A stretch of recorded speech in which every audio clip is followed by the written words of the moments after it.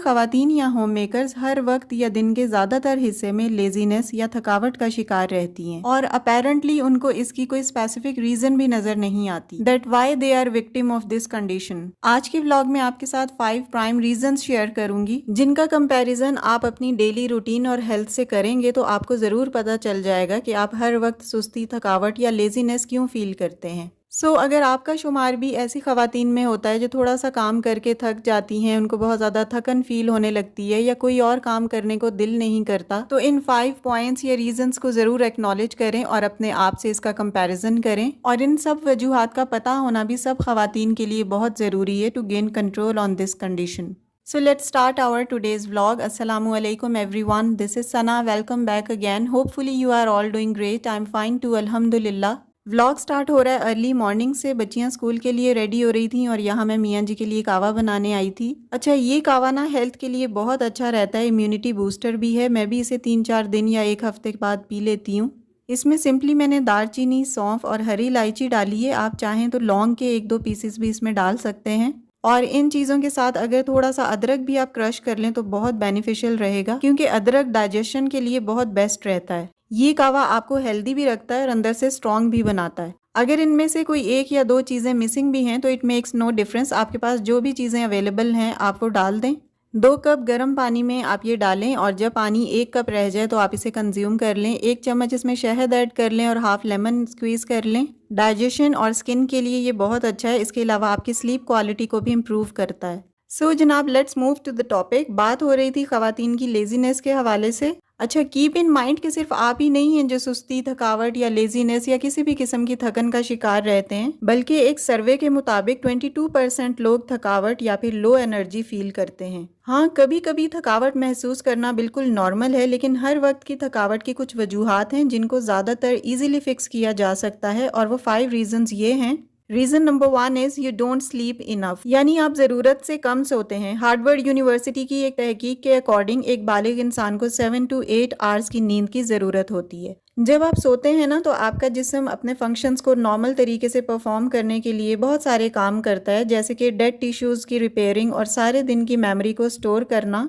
और इसके अलावा नींद के दौरान जिस्म ऐसे हार्मोन्स भी रिलीज करता है जो आपके मेटाबॉलिज्म और एनर्जी लेवल को रेगुलेट करते हैं। और अगर आप ये समझते हैं ना कि आप 7 से 8 घंटे की नींद प्रॉपर लेते हैं, इसके बावजूद आप थकन महसूस करते हैं, तो इसकी वजह नींद की क्वालिटी का बेहतर ना होना है या फिर अगली 4 रीजंस में से कोई रीजन हो सकती है। सोने से पहले ज़्यादा टाइम के लिए मोबाइल का इस्तेमाल करना, या जहां आप सोते हैं वहां किसी किस्म का शोर या डिस्ट्रैक्शन का मौजूद होना, या फिर आपके बेहतर आरामदेह बिस्तर का ना होना, ये सारी चीज़ें आपकी प्रॉपर गुड स्लीप को मुतासिर करती हैं। काफ़ी सारे लोगों के साथ ऐसा होता है कि जब कोई शोर, थोड़ा सा भी शोर की आवाज़ आती है, घर पे कोई किसी से बात करता है तो उनकी आंख खुल जाती है, या फिर अगर कमरे में थोड़ी लाइट ज़्यादा हो तब भी वो प्रॉपर तरीके से सो नहीं पाते।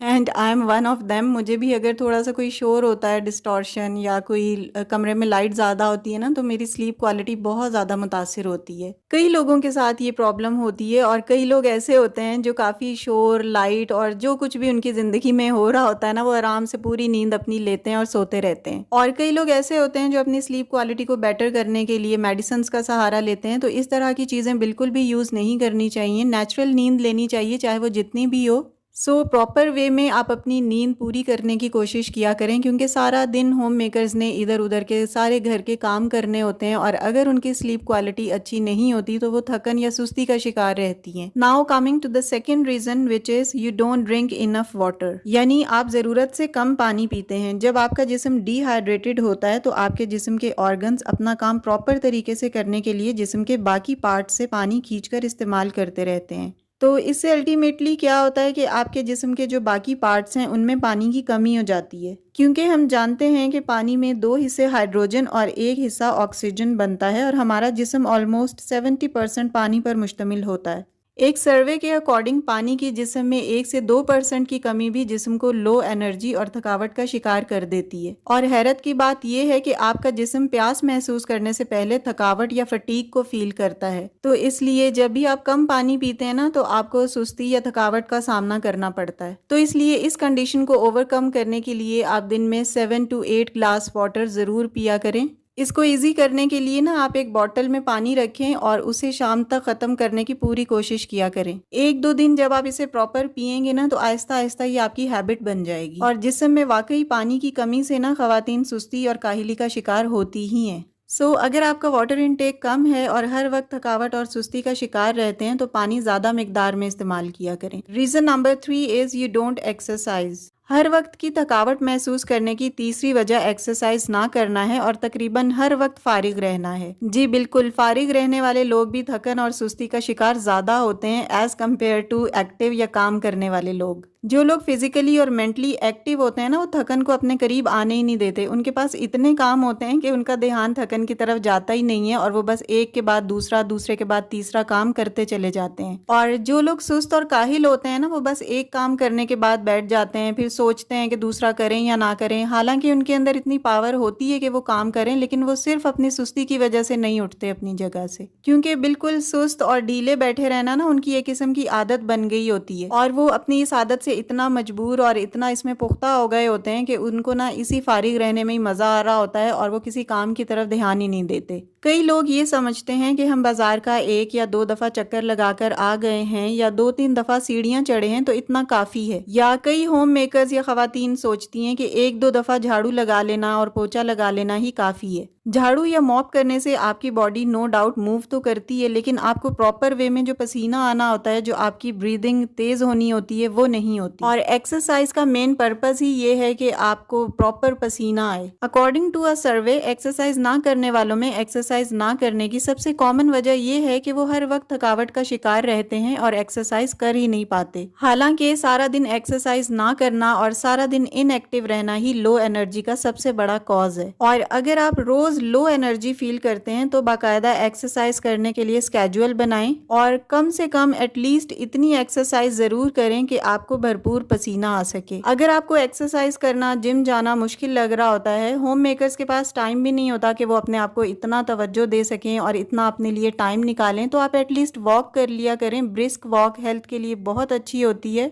और जब आप एक दफा वॉक करना प्रॉपर स्टार्ट कर देते हैं ना तो आपकी हैबिट बन जाती है और फिर आप जिस दिन स्किप करेंगे या किसी वजह से एक्सरसाइज नहीं कर पाएंगे तो आपको कुछ खाली खाली सा फील होगा और आपका दिल करेगा कि मैं आज भी वॉक करूं और बस आप किसी ना किसी तरह कोशिश करेंगे कि वॉक कर ली जाए। Moving to the fourth reason which is it could be a disease. चौथी वजह यह है कि आप किसी बीमारी का शिकार हैं। बहुत सी बीमारियों में हमारा जिस्म जल्दी और सिवियर किस्म का रिस्पॉन्स देता है। कई डिजीजेज ऐसी होती हैं जो हमारी बॉडी पर आहिस्ता आहिस्ता हमला करती हैं। अगर आप बेजा थकावट, गुनूदगी फील करते हैं तो हो सकता है कि आपका जिस्म किसी ऐसी बीमारी का शिकार हो और आप ये सोचते हो कि शायद ये वक्ती थकावट या वीकनेस है। कई दफा ऐसा होता है कि हार्मफुल बैक्टीरिया या वायरस हमारे जिस्म में मौजूद होते हैं और अटैक करने के लिए ना किसी टाइम का वेट कर रहे होते हैं और जैसे ही हम कोई मुज़िर सेहत चीज़ खाते हैं या कोई और बेएहतियाती करते हैं तो इन बैक्टीरिया, वायरसेस और जर्म्स को हमला करने का मौका मिल जाता है।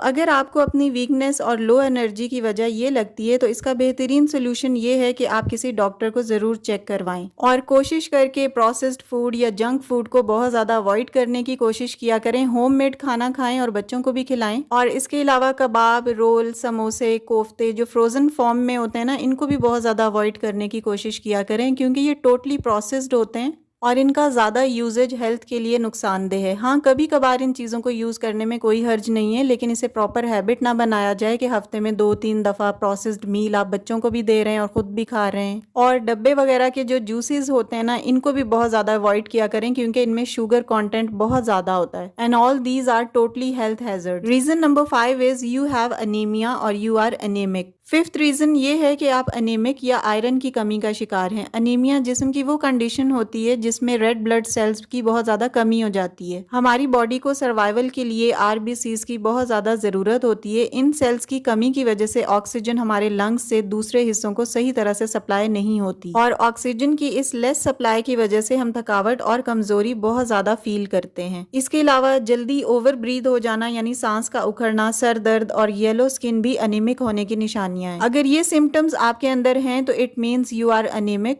और अनीमिया के ट्रीटमेंट में आपको वो मेडिसिन्स दी जाती हैं जिसमें आरबीसी की मिकदार को बढ़ाया जा सकता हो। इन 5 रीजंस के अलावा सुबह ठीक से प्रॉपर ब्रेकफास्ट ना करना और ज़रूरत से कम कैलोरीज इनटेक करना भी वीकनेस और थकावट की वजह बन सकता है।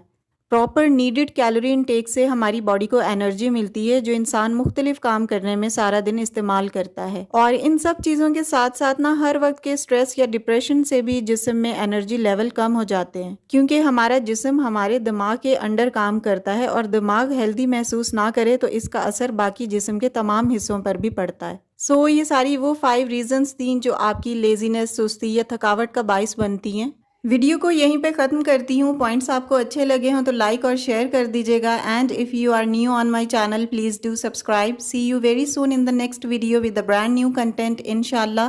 Till then stay happy, stay fit and take very good care of your self. अल्लाह हाफिज़ एंड टेक केयर अलॉट।